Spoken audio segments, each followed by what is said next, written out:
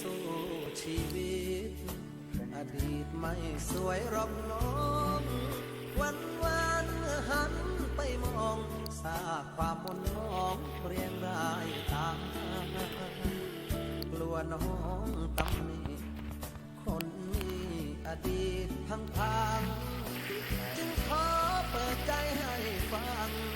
ก่อนปลูกความหวังครั้งใหม่เคยจีบใครไว้ก็กลายเป็นฝ่ายโดนทิ้งเสาะหาหนึ่งใจรักจริงก็เที่ยวถูกยิงใจดำทำลายกว่าจะพบคนดีใจพี่เลยผ่านการใช้รอยช้ำจากใครต่อใครป้ายหัวใจ